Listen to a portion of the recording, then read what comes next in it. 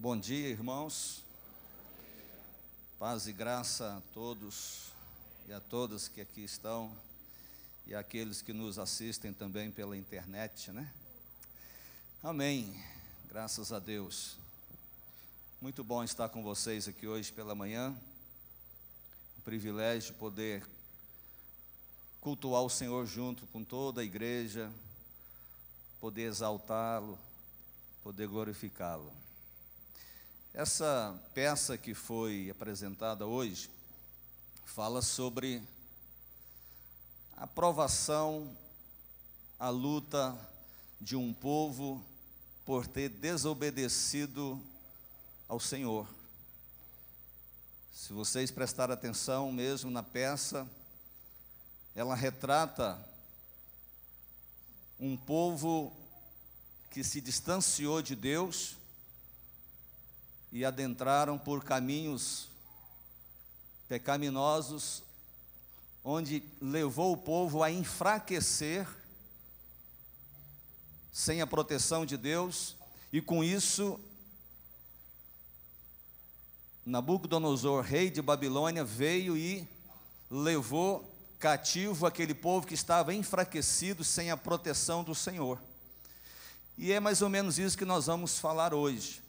Essa equipe de teatro, ela congrega hoje lá na Shalom Sul, onde eu sou pastor também lá, junto com a equipe de pastores, coordenado pelo pastor Uécio. E essa equipe de teatro, eu tenho o privilégio de ser o pastor que estou cobrindo eles espiritualmente. E tem sido uma bênção. Eles têm tido outras peças também, e nós estamos sempre que possível acompanhando eles. E eu quero falar um pouco em cima dessa peça que foi apresentada hoje. Mas antes, porém, eu quero que o irmão solte um vídeo que eu preparei para que ele pudesse colocar, para a gente poder recapitular um pouco dessa peça que foi apresentada, para que nós possamos entrar na palavra propriamente dito. Então nós vamos recapitular aqui em 4 minutos e meio um pouco dessa peça, para que você possa ficar interagido com a palavra desta manhã.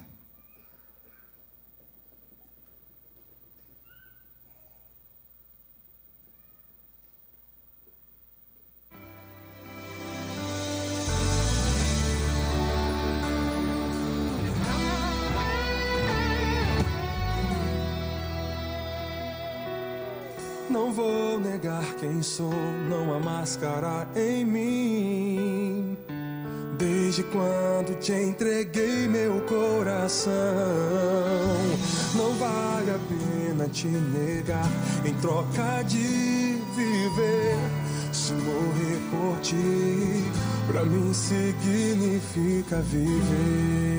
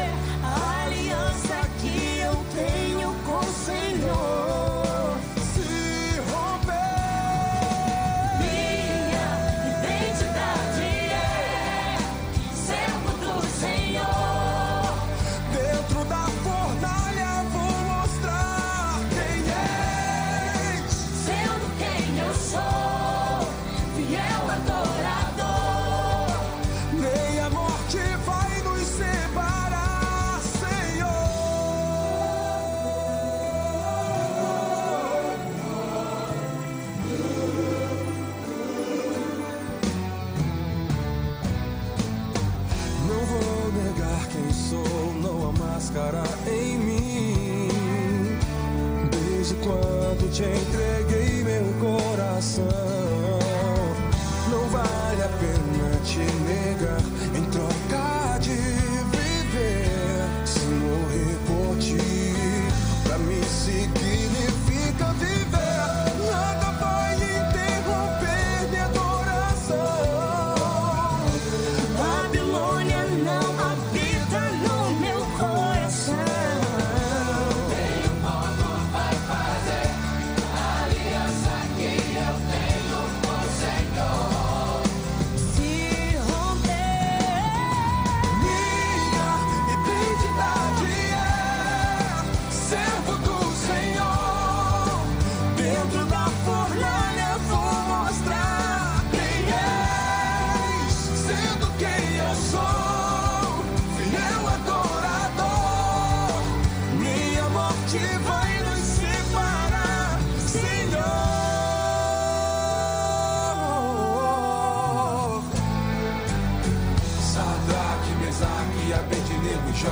demais pra morrer e ser legado.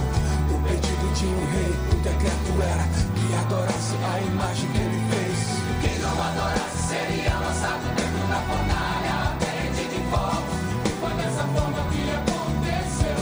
Mas a verdade é que o rei enlouqueceu. Mas havia um quarto homem e com ele passeava no meio do fogo, mas o fogo não queimava. O rei reconheceu que não havia outro Deus E o adorou. Identidade é servo do Senhor. Dentro da fornalha vou mostrar quem é. sendo quem eu sou. Fiel adorador. Nem a morte vai nos separar, Senhor. Identidade é servo do Senhor. Dentro da fornalha vou mostrar quem é. Sendo quem eu sou, fiel adorador. Nem a morte vai nos separar, Senhor.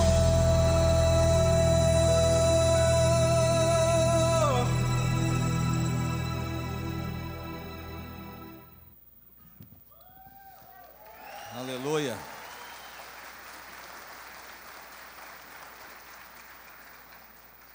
Se fôssemos embora agora, sairíamos daqui bem alimentados, bem supridos, amém? Mas Deus ainda tem algo para nós nessa manhã. Deus nos trouxe aqui para nos encher completamente. Talvez ainda falte alguma coisa para que você possa se encher mais ainda. Talvez ainda há espaço no seu coração para algumas coisas virem e completar a sua vida nessa manhã. Quantos querem sair daqui cheios da graça e da unção do Senhor Jesus? Amém? Abra sua Bíblia, por gentileza, em Daniel capítulo 1. Nós vamos falar em cima da peça que foi apresentada hoje. Quando a fé é provada, onde está Deus? Quando a sua fé é provada, aonde está Deus? Quando a minha fé é provada, aonde está o Senhor? Às vezes nós pensamos que Deus está indiferente à minha situação e à sua situação. Quando vem a prova, quando vem a luta, quando vem o desafio, nós pensamos que Deus não está conosco, que Deus nos esqueceu. Isso acontece, vez ou outra, nós nos encontramos passando por dificuldades e achamos que o Senhor virou o rosto contra nós. Isso aconteceu uma vez na história, quando Jesus estava pregado na cruz, poucos minutos antes dele entregar o Espírito. A Bíblia diz que o Senhor ora a Deus e diz assim: Pai, por que me desamparaste? Naquele momento dá a ideia de que Deus havia virado o rosto para não ver tamanho pecado sobre o seu filho Jesus.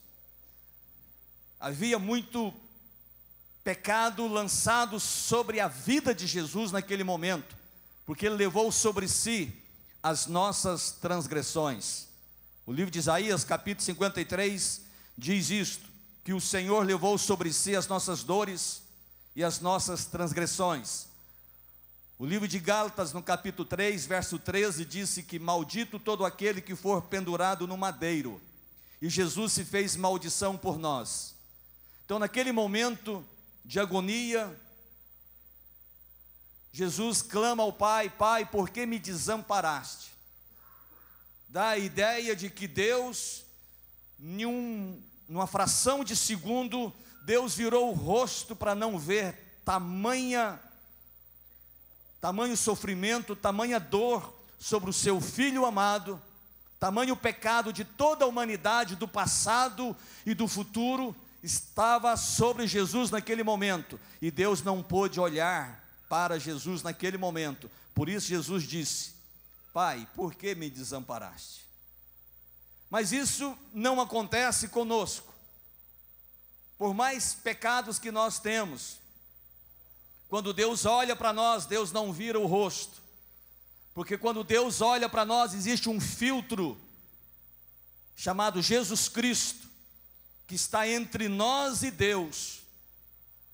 Quando Deus olha para você e para mim, Ele vê o sacrifício de Jesus na cruz, e nós somos purificados e remidos pelo sangue de Jesus. Por isso Deus olha para você nas suas dificuldades. Você crê nisso? Que Deus olha para você nas suas dores, nas suas lutas, nas suas lágrimas derramadas, muitas vezes na calada da noite, nas madrugadas, você e Deus ali, precisando de um ombro amigo, e você se sente que está abandonado, sozinho, o seu esposo, ou a esposa, ou o filho, ou alguém próximo a você, não te compreende, não te entende, você não pode abrir a sua vida, no que diz respeito a essa situação, e aí você se sente só, e fala: Senhor, o Senhor esqueceu de mim, por que que isso está acontecendo? Mas não é verdade. São os nossos sentimentos, as nossas emoções nos levam muitas vezes a sentir que Deus virou o rosto contra nós. Mas não é verdade. Essas palavras são palavras malignas, satânicas, que vêm contra nós, e muitas vezes são palavras nossas mesmo, de autocomiseração que nós temos, achando que Deus virou-se contra nós. Mas na verdade Deus está olhando para nós e está vendo Jesus no sacrifício da cruz. Diga para o seu irmão assim: você não está só. Amém? Daniel capítulo 1, verso 1. No ano terceiro do reinado de Joaquim, rei de Judá, veio Nabucodonosor, rei da Babilônia, a Jerusalém e a sitiou. O Senhor lhe entregou nas mãos a Joaquim, rei de Judá, e alguns dos utensílios da casa de Deus. A estes levou-os para a terra de Sinar, para a casa do seu Deus, e o pôs na casa do tesouro do seu Deus. Agora vá comigo para capítulo 3, verso 1. O rei Nabucodonosor fez uma imagem de ouro que tinha 60 côvados de altura e 6 de largura. Levantou-a no campo de Dura, na província da Babilônia. Então o rei Nabucodonosor mandou ajuntar os sátrapas, os prefeitos, os governadores, os juízes, os tesoureiros, os magistrados, os conselheiros e todos os oficiais das províncias, para que viessem à consagração da imagem que o rei Nabucodonosor tinha levantado. Verso 3. Então se ajuntaram os sátrapas, os prefeitos, os governadores, os juízes, os tesoureiros, os magistrados, os conselheiros e todos os oficiais das províncias, para a consagração da imagem que o rei Nabucodonosor tinha levantado. Diga assim comigo: para consagração. Verso 4. Nisto o arauto apregoava em alta voz: ordena-se a vós outros, ó povos, nações e homens de todas as línguas, no momento em que ouvirdes o som da trombeta, do pífaro, da harpa, do saltério, da gaita, de foles e toda sorte de música, vos prostrareis e adorareis a imagem de ouro que o rei Nabucodonosor levantou. Qualquer que não se prostrar e não adorar, será no mesmo instante lançado na fornalha de fogo ardente. Amém. Vamos ficar por enquanto nesses textos. A Bíblia relata que, na época do rei Joaquim, esse reino foi enfraquecido pelo pecado dos judeus, não de todo Israel. A nação de Israel, ela foi uma nação única com um rei só, até Salomão. Saul, Davi e Salomão conseguiram uma monarquia única. Eles eram os reis de uma nação de Israel. Com a morte de Salomão, o reino enfraqueceu, dividiu-se e passou a ter duas nações em uma só terra. O povo de Israel, com as suas 10 tribos e meia, foram para o norte, cuja capital era Samaria. E uma tribo de Judá, com um pedaço de um povo de Benjamim, ficou na região da Judéia, cuja capital era Jerusalém.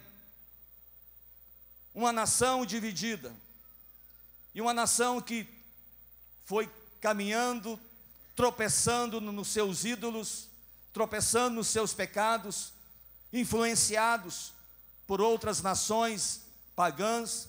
Israel foi trazendo para si muito lixo, muito pecado, e chegou o momento que Deus permitiu que outra nação viesse e pegasse o reino de Judá, cujo rei era Joaquim, e o levasse para ser escravos por 70 anos, amargos 70 anos. Judá ficou como escravos vivendo na Babilônia. Por conta disso, aconteceu o que nós vimos no teatro nesta manhã. Nabucodonosor era um rei, era um imperador muito forte, muito bem-sucedido, um homem inteligente, que conhecia do mundo espiritual. Ele teve um sonho, no capítulo 2, e ele se esqueceu desse sonho, mas ele ficou perturbado com o sonho, e ele queria saber o significado desse sonho, mas ao mesmo tempo ele queria saber sobre o que ele tinha sonhado, que ele não lembrava mais. E todo ser humano, em toda a sua vida, sonha quase todas as noites, seja sonhos bons ou sonhos ruins, seja sonho que você lembra e sonho que você não lembra. É assim ou não é? Quantos aqui sonham? Levanta a mão não, só o dedinho do pé. Quantos sonham aqui toda noite? Tem sonho que vira um pesadelo. Agora tem sonho que é de Deus. Para isso você precisa testificar junto com o seu líder, com o seu pastor, uma pessoa segura, uma pessoa sadia espiritualmente, para não ficar inventando história de sonho só para trazer o significado daquele sonho para você. E muitas vezes são sonhos carnais, malignos, que alguém interpreta de maneira errônea, dizendo que é Deus que está falando, principalmente quando acontece na área conjugal, na área de casamento. Tem que tomar muito cuidado. Nabucodonosor sonhou, e ele não sabia o que fazer, estava perturbado. Ele chamou todos os seus sábios da época, aqueles homens que eram escolhidos para serem reveladores de situações, e nenhum dos seus sábios puderam interpretar, nem ao menos revelar o que ele tinha sonhado. E ele se perturbou mais ainda. Só que Nabucodonosor se esqueceu de chamar aqueles que têm a revelação divina para conhecer o sonho e interpretá-lo. Quando foi levado para a Babilônia, cativo, o povo de Judá, foi levado alguns jovens, alguns rapazes, entre 14 a 17 anos. E entre esses rapazes estava Daniel, Sadraque, Mesaque e Abidnego. Esses rapazes eram sábios. Quando eles chegaram na Babilônia, de imediato eles já conquistaram o coração do cozinheiro. Disse: olha, nós não gostaríamos de comer as iguarias do rei. Gostaríamos que por 10 dias você nos alimentasse com frutas, verduras, e no final de 10 dias, você vê a nossa aparência. Desde o início, Daniel e seus companheiros foram diferenciados. Eles temiam a Deus. Eles estavam em uma nação estrangeira, mas serviam a um Deus de Israel.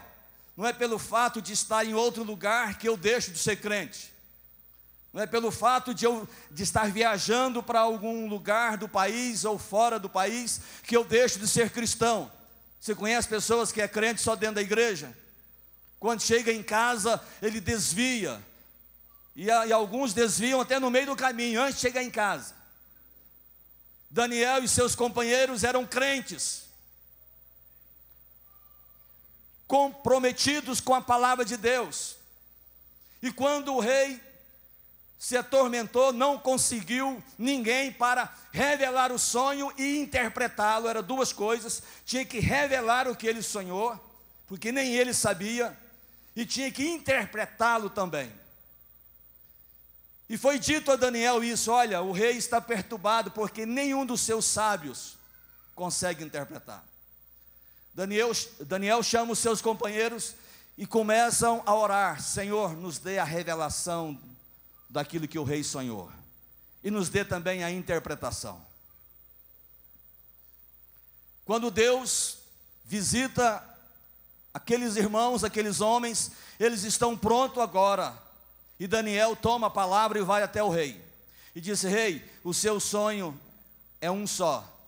Você viu uma estátua, a cabeça era de ouro, o peito era de prata, os quadris eram de bronze, as pernas eram de ferro, e os pés eram de barro e ferro. O rei ficou espantado, porque era aquele o sonho. Quando Daniel fala isso, vem à memória do rei a lembrança que aquele era o sonho exato que ele tinha. E o rei se alegra, porque houve a revelação do sonho. Mas agora faltava a interpretação do sonho, que era a parte fundamental. E Daniel então interpreta o sonho, dizendo: olha, rei, a cabeça de ouro é você, rei Nabucodonosor. O peito de prata será um império menor do que o seu, que vai governar depois do seu império. Os medos e os persas vão estar reinando pós o seu reino. E depois dos medos e os persas virá a Grécia, que vai reinar sobre todo o mundo. E depois da Grécia virá as pernas de ferro e os pés de barro. Esta nação, essa quarta nação que reinaria, a Bíblia não diz quem é, mas nas entrelinhas, nos pormenores da história, nós sabemos que Roma foi o próximo reino após a Grécia. E Roma pisou e massacrou muitos irmãos de fé, principalmente no Coliseu. Destruiu muitas pessoas, mas não conseguiu destruir a fé. E agora o rei Nabucodonosor, ele percebe que a estátua foi decrescendo, foi diminuindo nos seus metais. Era ouro, depois prata, depois bronze, depois ferro, depois barro. O rei, na sua astúcia, no seu orgulho, ele disse: não, eu não aceito essa proposta escatológica, eu não aceito essa proposta do fim, eu não aceito o meu reino passar. Então no capítulo 3, ele diz: vou fazer agora uma estátua de 30 metros de altura e 3 de largura. Para você ter uma ideia, Golias tinha aproximadamente 3 metros de altura. 3 metros de altura. Agora o Nabucodonosor faz uma estátua de 30 metros de altura. E não era só a cabeça de ouro, era toda de ouro. O que é que ele quis dizer com isso? Dizendo, olha, eu quero adoração para mim. Não só agora a cabeça é de ouro, mas toda a estátua é de ouro, como nós vimos aqui no clipe. Chamando a adoração para si. Isso fala de uma consagração maligna que Satanás tem colocado sobre as pessoas hoje, sobre o mundo, para que eles possam adorá-lo. Ele quer chamar a atenção, ele quer mostrar aquilo que é ilusório, mas para que as pessoas se curvem diante dele. Nabucodonosor não queria deixar passar o reino dele, ele queria que os seus descendentes fossem ocupando o trono. Por isso ele faz uma estátua de ouro, uma estátua enorme, uma estátua de 30 metros, para ser cultuado e adorado o tempo todo. Está compreendendo, meu irmão? As ciladas, as astúcias de Satanás, ele vai trabalhando, ele não tem pressa, ele vai trabalhando para atrair as pessoas. Tudo começou com o pecado de Judá, com o povo de Deus. O pecado enfraquece uma pessoa. E quando essas brechas vêm, a pessoa fica vulnerável e Satanás começa a arrebanhar essa pessoa e a escravizá-la. E após escravizá-la, Satanás não se contenta só com a escravidão. Ele quer que a pessoa o adore. Por isso eu disse para você, repetir junto comigo, que a estátua era para consagração. Consagração me leva a entender que aquilo que é consagrado deve ser adorado. Ele não queria apenas uma estátua, agora ele queria um Deus estátua para ser adorado. Era uma imposição que o imperador, que esse monarca bem sucedido estava colocando sobre o povo. Não era só agora sobre os prefeitos, sobre os magistrados, não era agora sobre os juízes, os tesoureiros, os conselheiros, os oficiais de província, não era só sobre um nível mais alto do seu reinado, agora era para todo o povo. Ele diz aqui no final do verso 3, verso 4, nisto o arauto apregoava em alta voz, e ordenava-se a vós outros, ó povos, nações, e homens de todas as línguas. Agora é todo o povo agora estava convocado a se curvar diante daquela estátua. Mas a Bíblia diz que alguns homens que ali estavam, que foram treinados por pouco tempo, mas foram treinados numa fé intocável, Sadraque, Mesaque e Abednego, companheiros de Daniel. Irmãos, preste bem atenção nisso. Há pessoas na história que deixam suas impressões em nós, que nos marcam. Há pessoas que você conhece, que marcou você, que deixou a sua impressão digital, espiritual, emocional na sua vida. Você conhece alguém que marcou você? Eu conheço alguém e tenho o privilégio, sempre que posso, estar com ele, e faço questão de estar com ele, e ele tem marcado a minha vida. Você conhece o pastor Harry Skates? Pastor Ari? É tão bom estar com ele. Você conhece Dona Helena Skates? Você conhece o seu pastor? Conhece o seu líder? Conhece a sua esposa? O seu esposo? Conhece os seus filhos? Você conhece alguém que deixa uma marca em você, positiva? Porque marca negativa nós temos muitos, que nos machuca, nos fere. Estes homens aqui deixaram não uma impressão, mas eles deixaram um legado para nós. Eles aprenderam lá em Israel em pouco tempo, que eles deveriam servir ao seu Deus, custe o que custar.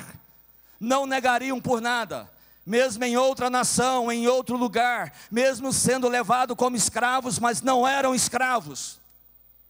Eles estavam ali, mas não pertenciam àquele reino. Você está aqui nesta terra, onde a Bíblia diz que esse mundo jaz no maligno, mas eu e você não pertencemos a esta terra. Amém ou não? Você pode glorificar o Senhor? A Bíblia diz que nós somos peregrinos. Somos peregrinos. A nossa pátria é celestial. Estamos aqui de passagem. Não somos intrusos, como Satanás acha que somos, porque nós estamos aqui com uma mensagem de esperança para as pessoas que estão sofridas. Estamos aqui com uma mensagem de vitória para aqueles que estão derrotados. Você e eu estamos aqui para brilhar a glória de Deus sobre essas pessoas, para deixar o nosso legado a elas. Esses homens não se curvaram para adorar aquela imagem. Eles poderiam muito bem dizer: olha, não, é só por um momento, vamos só curvar aqui, para que não haja mais complicações, porque todos os povos, os magistrados, todos os juízes, os prefeitos, todos aqueles homens que são próximos ao rei, estão se curvando a ele, se curvando àquela estátua, adorando aquela estátua. Nós poderíamos muito bem fazer isso aqui rapidamente. O que tem? Isso muitas vezes acontece conosco. A gente, por um momento, a gente conta aquela mentirinha pequena para ajustar uma situação. Por um momento, a gente passa de relance os olhos em alguma imagem na internet. Por algum momento nós falamos mal de alguém e perdemos por um instante a companhia do Espírito Santo. O pecado entristece o Espírito Santo. O pecado, por menor que seja, ele atinge a santidade de Deus e machuca a nossa vida. Esses rapazes não se curvaram, mesmo em terra estranha, mesmo na cultura babilônica, eles não adoraram aquela imagem. Assim como eu e você não podemos nos curvar diante das situações.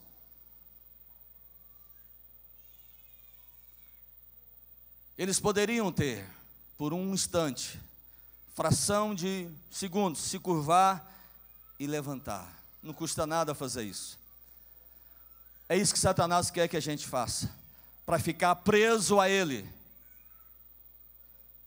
para ficar devedor a ele, para carregar um sentimento de culpa. Em alguns momentos da vida, quando você vai ceiar, vem aquele pensamento e te impede de ter a comunhão com toda a igreja na ceia, porque lá atrás você se curvou diante de uma situação que, por menor que fosse, por mais simples que fosse, mas você se curvou, cedeu àquela situação, e isso tem consequência mais na frente. Vem depois o sentimento de culpa, que impede você de muitas coisas. Algumas pessoas muitas vezes nem conseguem orar por outra. Algum líder, muitas vezes ele comete algum delito, por menor que seja, ele faz uma negociação, ele negocia a sua fé com Satanás e se curva por um momento, e na hora que ele vai orar por alguém, Satanás diz: mas você? É você mesmo? E aquilo faz ele retroceder, e ele não tem condição de orar com aquela pessoa, porque ele se sente acusado. É isso que Satanás gosta de fazer. Ele põe o prato de lentilha para saciar nossa fome momentânea e depois nos faz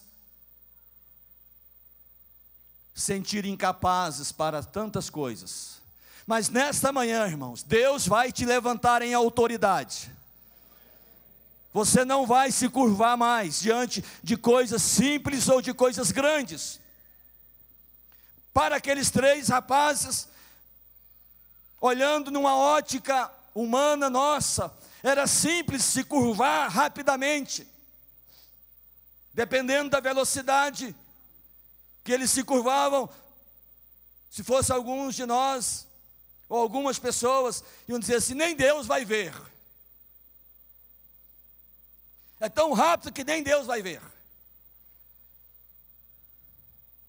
Mas não é bem assim. Eles não estavam preocupados com a vida deles. Eles tinham um Deus a honrar. Ali não era meramente uma estátua. Ali era uma imagem de um Deus pagão. Ali era até mesmo a imagem do próprio Nabucodonosor, querendo toda a glória e toda a honra para ele. Por isso ele consagrou esta imagem. Ela foi consagrada. Ela não foi apenas feita. No capítulo 2, ele tem um sonho. E no capítulo 3, ele faz uma estátua.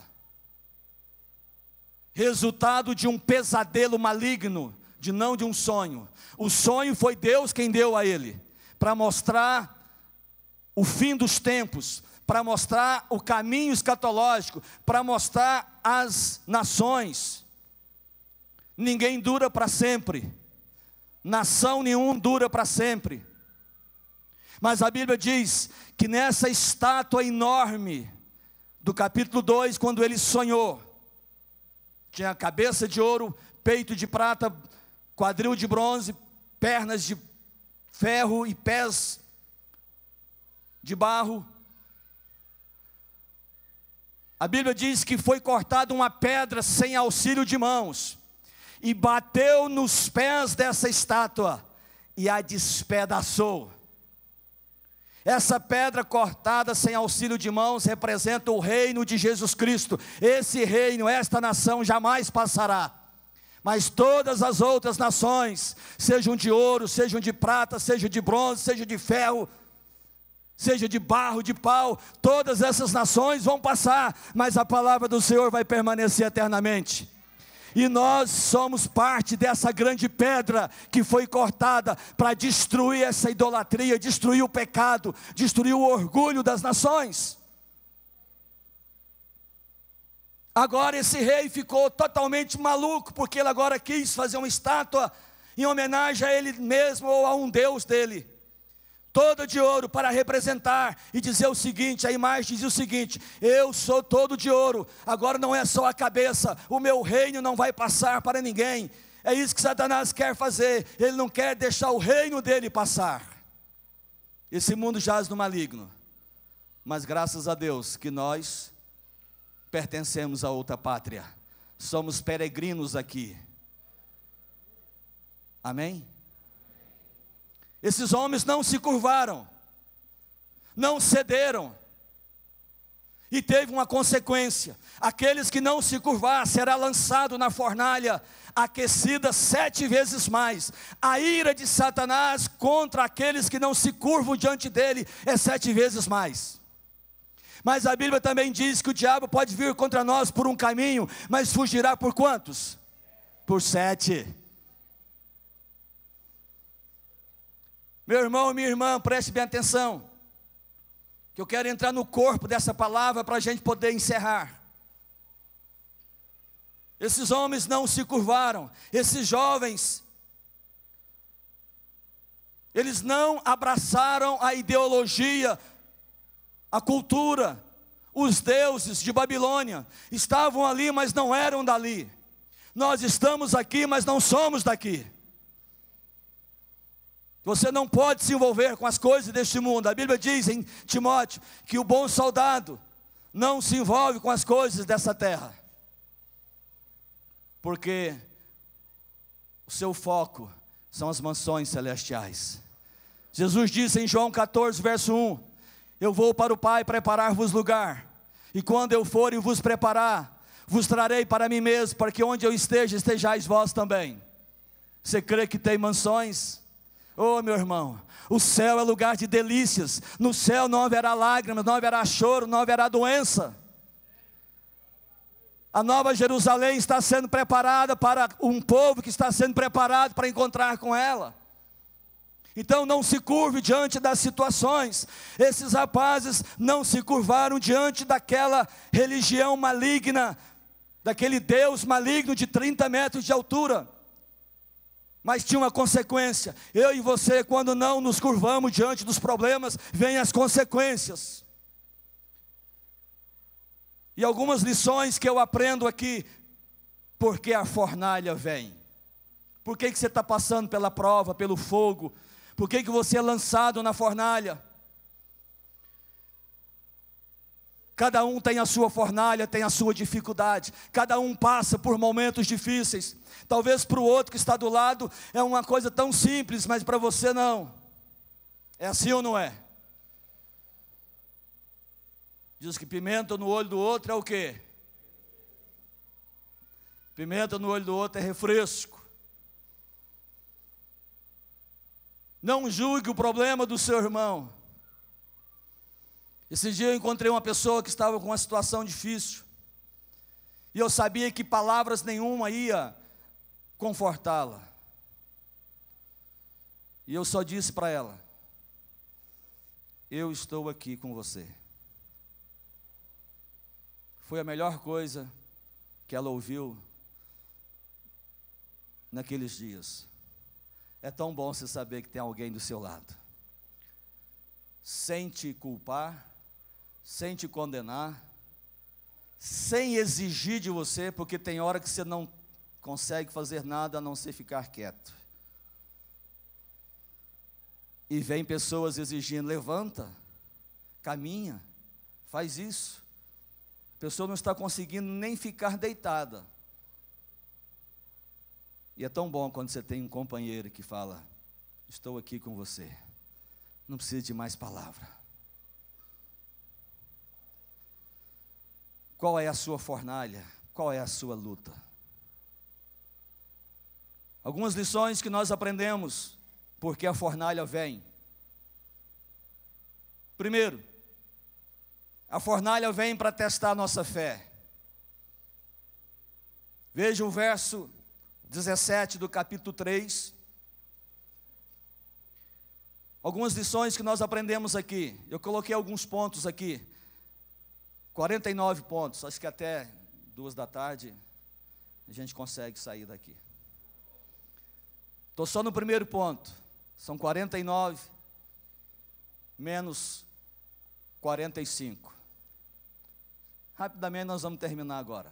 São apenas 4 pontos, 4 lições que nós aprendemos nessa história de Nabucodonosor com o seu povo e com aqueles rapazes que não negaram ao Senhor. Capítulo 3, verso 17 e 18. Porque a fornalha vem para testar a nossa fé. Diz aqui: se o nosso Deus a quem servimos quer livrar-nos, Ele nos livrará da fornalha de fogo ardente e das mãos, ó Rei. Se não, fica sabendo, ó Rei, que não serviremos aos teus deuses, nem adoraremos a imagem de ouro que levantaste. É uma posição firme, é uma fé sem variação de medo, é uma fé que não tem dúvida.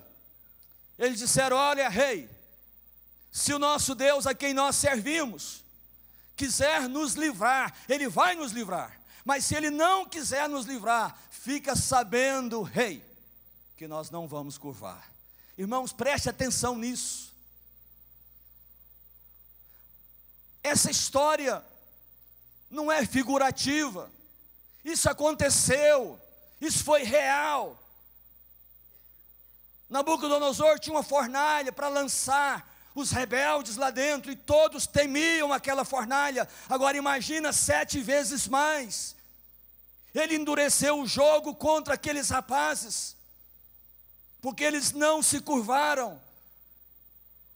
Pense comigo, eu e você temos um adversário, mas a Bíblia diz que ele já é derrotado, e diz que nós somos mais do que vencedores. Nós só precisamos aprender a enfrentar, a bater o pé contra esse adversário que já é derrotado. Ele pode intimidar e dizer que vai acender a fornalha dos problemas 7 vezes mais.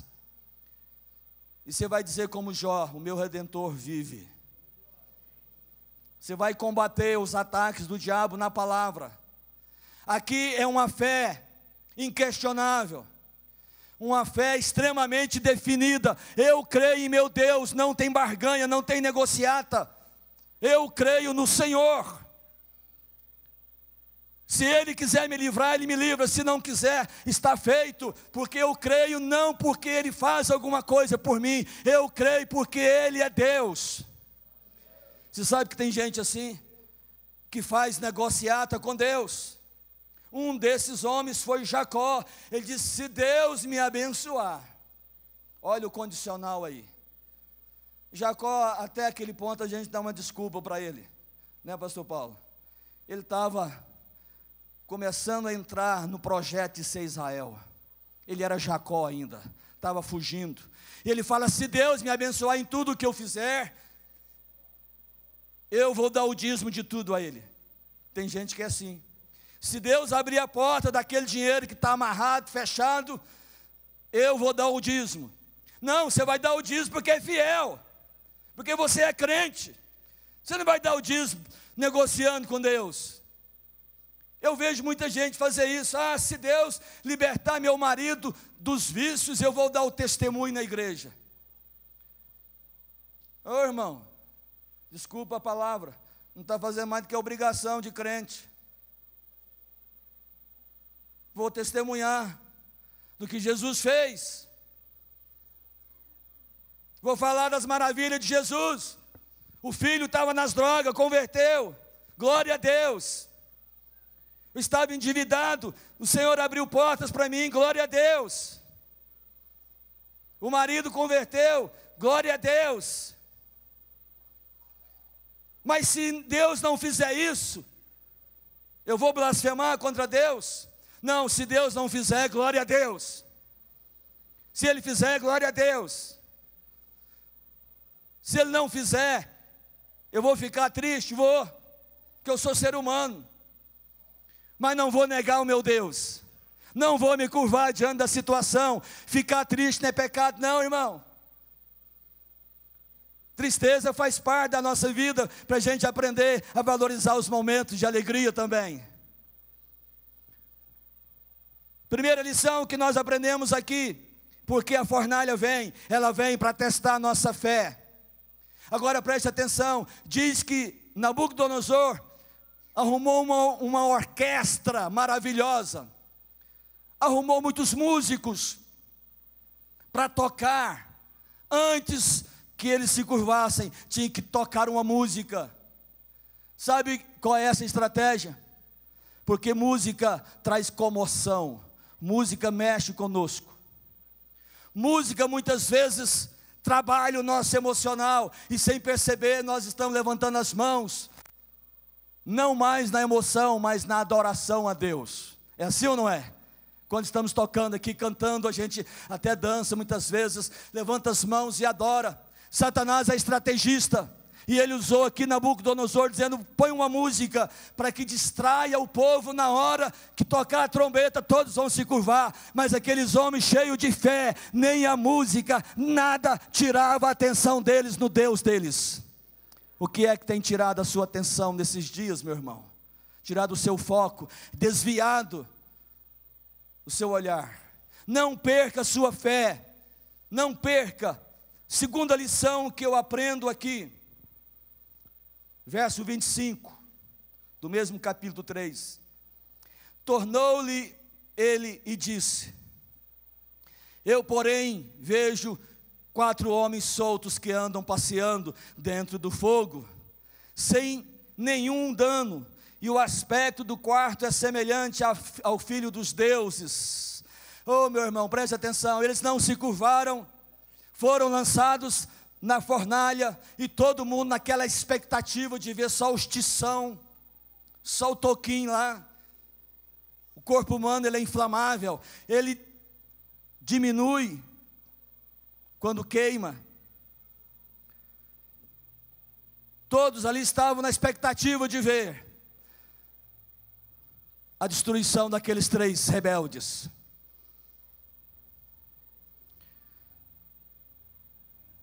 Será que tem gente na expectativa, querendo ver a sua destruição?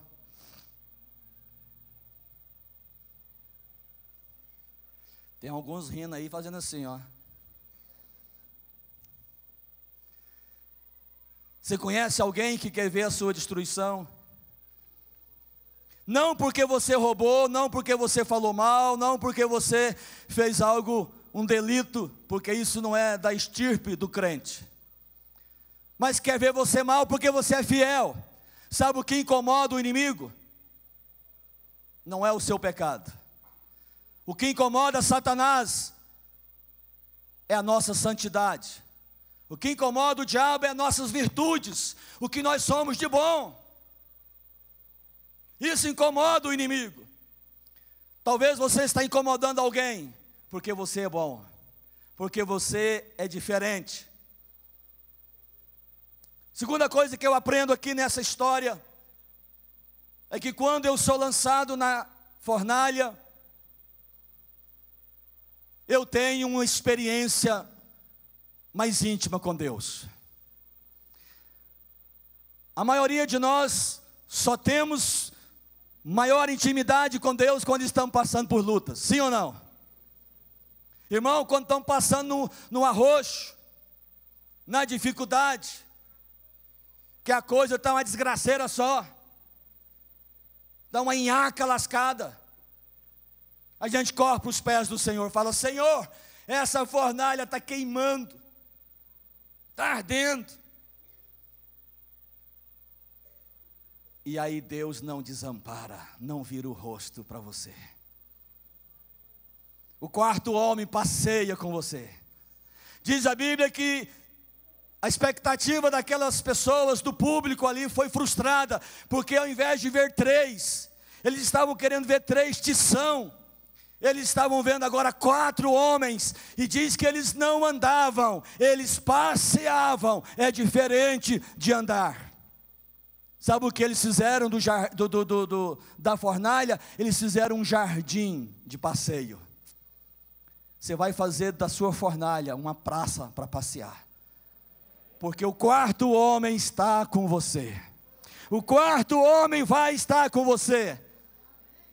Esse quarto homem, a Bíblia diz que é um anjo, mas eu creio que é uma teofonia, é onde Deus vem e se revela ao homem através de um anjo. Deus estava ali. A teofonia de Jesus é isso, é Ele descer e habitar entre nós. Jesus estava ali agora, passeando com eles naquela fornalha. Segunda lição que eu aprendo aqui: a fornalha vem para que eu esteja mais perto de Deus, para experimentar os milagres de Deus. Você conhece a história de Lázaro? Lázaro estava doente e ele morreu, e Jesus chega lá, ele já estava morto. Jesus faz tudo correto. Se ele fosse e curasse Lázaro, o milagre era menor. Ele esperou Lázaro morrer para que o milagre fosse maior. Deus esperou esses homens entrarem na fornalha para livrá-los na fornalha e não da fornalha. Às vezes você e eu queremos ser livres, queremos ser poupados de algum problema, e Deus às vezes permite acontecer uma situação para que o milagre seja maior, para que o seu testemunho seja mais exaltado e glorificado. Você concorda com isso? Eu não estou dizendo que você tem que entrar na fornalha por conta própria, para que o milagre seja maior, nada disso. Mas às vezes vem a permissão de Deus que aconteça uma situação adversa, tão grande, que as pessoas estão esperando o seu fim, e fala, agora não tem mais jeito. Mas de repente Deus intervém e fala, vou livrá-lo no problema. Terceira coisa, verso 28 e 29. Terceira coisa que nós aprendemos aqui, porque nós estamos na fornalha. Falou Nabucodonosor e disse, bendito o Deus de Sadraque, Mesaque e Abednego, que enviou o seu anjo e livrou os seus servos. Diga assim comigo, que confiaram nele. Tem que confiar, irmão. Para ser livre, tem que confiar. Não é ser religioso, não. Não é cumprir rituais religiosos, cumprir obrigações religiosas de vir na igreja. É confiar em toda e qualquer circunstância. Talvez muitos de nós aqui, se viéssemos aqui em cima dar um testemunho, ia impressionar muita gente, com sua confiança em Deus, pelo que você já passou, e você está de pé. Muitos aqui já saíram da fornalha, muitos aqui já são instrumento de honra e de glória para Deus. Muitos aqui são testemunhos vivos de que Deus está conosco na fornalha. Aqueles que confiaram nele, pois não quiseram cumprir a palavra do rei, preferindo entregar o seu corpo a servirem e adorarem a qualquer outro Deus, senão o Deus de Israel. Portanto, faço um decreto, pelo qual todo povo, nação, língua, que disser blasfêmias contra Deus, de Sadraque, Mesaque e Abednego, seja apedrejado, e as suas casas sejam feitas em monturo, porque não há outro Deus que possa livrar como este. Amém? Vocês viram o missionário aqui, porque eu chamo esses irmãos do teatro de missionários.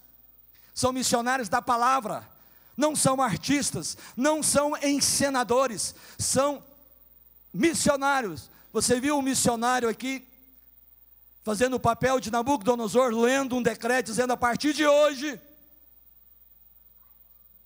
todo o povo deverá adorar o Deus desses rapazes. Que bom, irmãos, você sair daqui e alguém começar a ser influenciado por você, porque você não se curva diante das situações, não se curva diante dos problemas, mesmo em meio a ameaças de fornalha, você não vai se curvar, e por isso você será exemplo para muitas pessoas, principalmente da sua família. Isso é fé inegociável, isso é estar perto de Deus. E a terceira coisa, porque eu entro na fornalha, é para que o meu testemunho revele a grandeza do Deus em que eu sirvo. Amém? Quer revelar a grandeza de Deus? Seja um bom soldado. E por último, eu quero encerrar, gostaria que você ficasse em pé agora.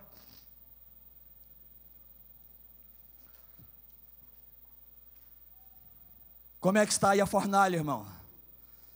Está quente? O diabo acendeu 7 vezes mais?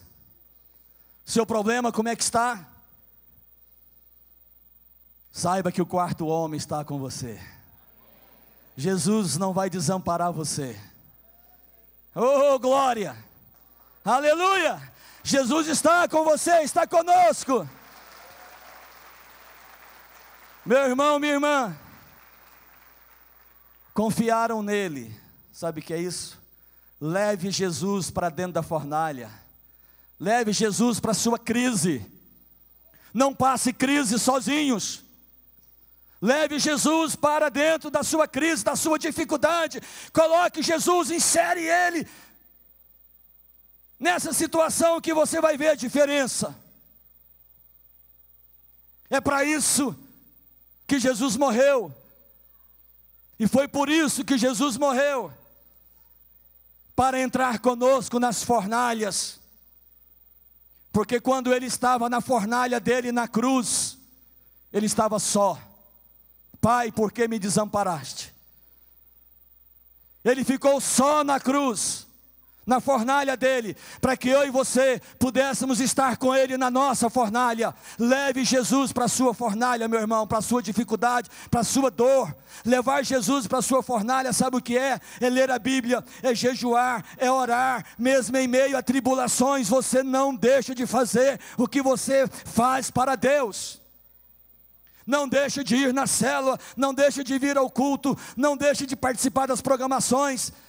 Ah, eu não vou porque eu estou mal, estou péssimo. Deus disse, então vai, é lá que você vai encontrar o quarto homem.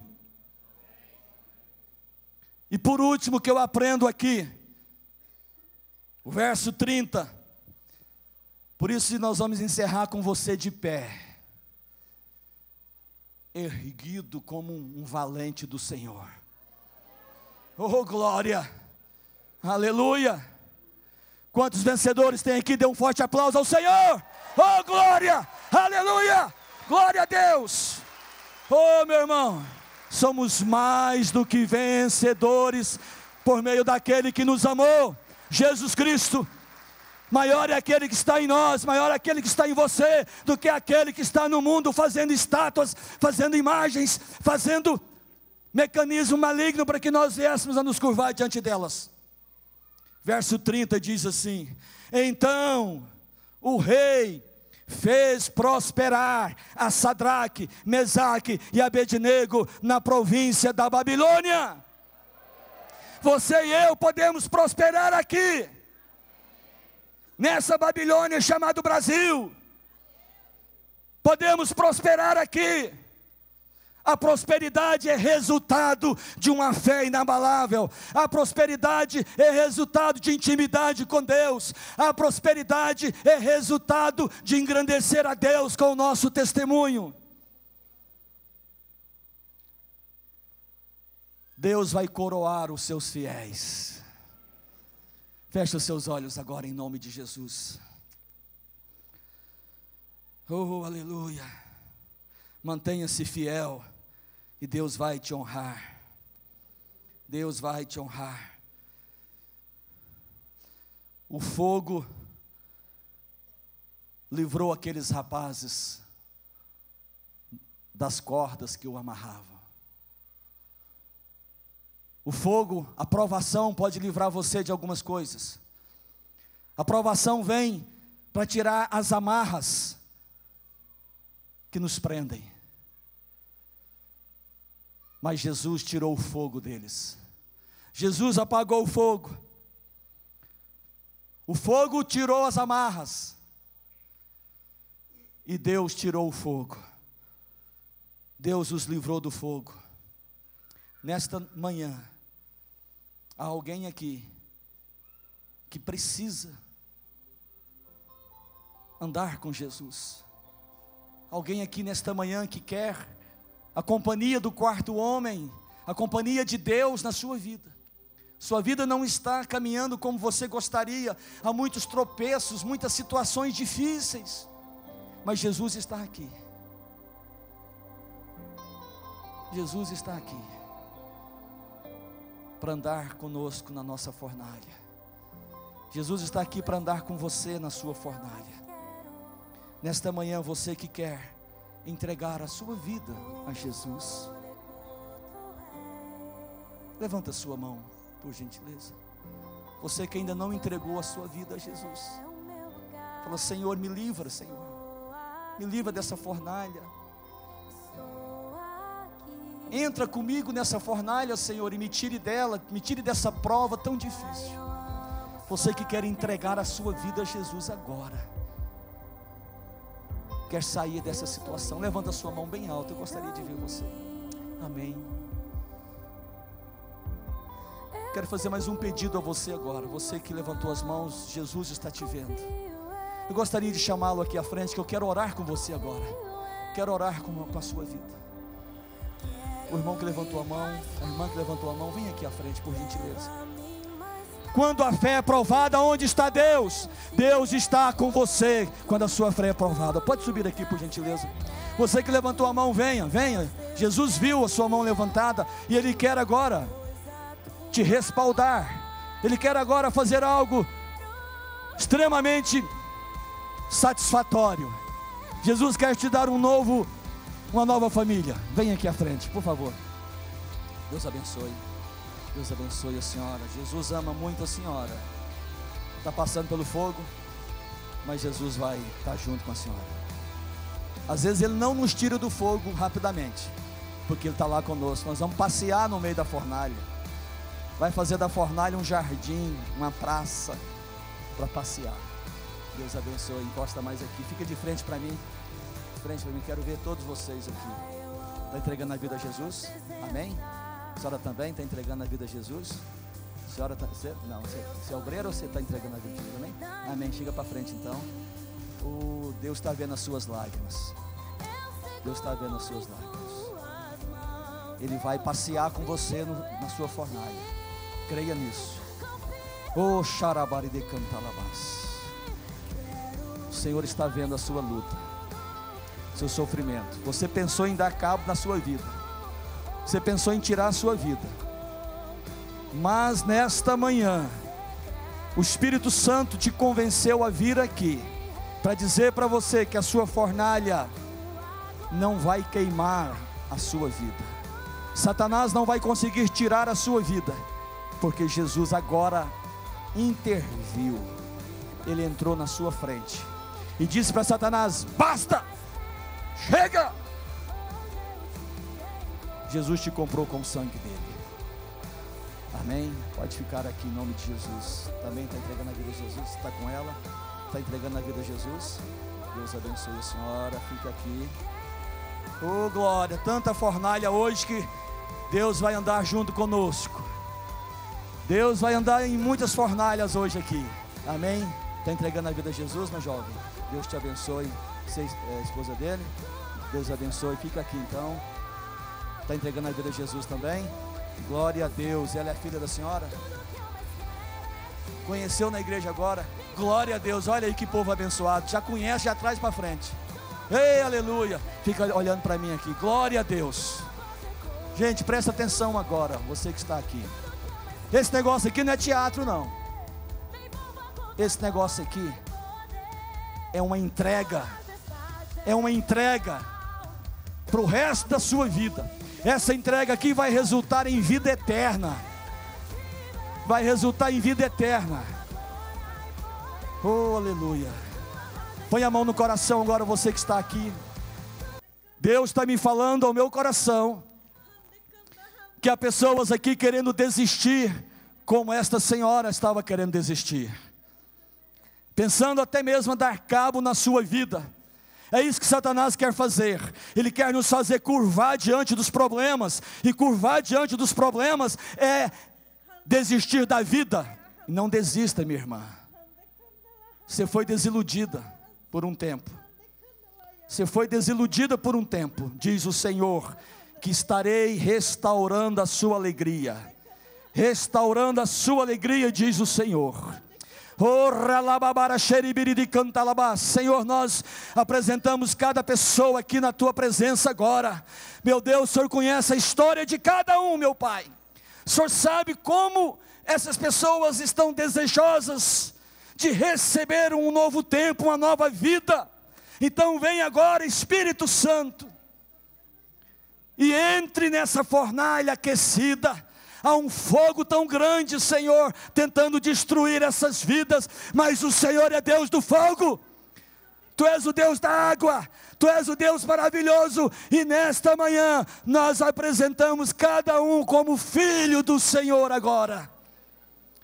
Receba agora e escreva o nome deles no livro da vida, Senhor, e que a partir de agora eles tenham uma nova família, uma família espiritual, uma família que teme ao Senhor. Amém? Preste atenção, irmãos. A partir de hoje, vocês que estão aqui à frente, tem uma pessoa atrás de você, significando, simbolizando o cuidado de Deus para você. aqueles rapazes eram 3, não era um sozinho. Deus não quer que a gente ande sozinho. Vocês a partir de hoje terão uma igreja que você pode contar com ela. Eu quero apresentar essa igreja para vocês. Pode olhar para a igreja, receba o carinho e o amor desta igreja. Oh! Glória a Deus! Aleluia! Deus seja louvado! Glória a Deus! Glória a Deus! Amém! Glória a Jesus! Amém! Vocês podem agora sair com o pastor Paulo Lima. Pastor Paulo Lima vai orar com vocês ali, vai dar um presente para vocês. Deus abençoe, meu irmão. Deus abençoe.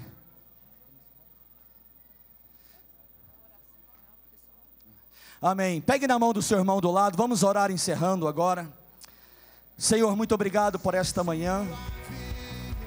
Sabemos que os dias são maus. As lutas e as adversidades têm vindo. E muitas vezes Satanás nos força a curvar diante de uma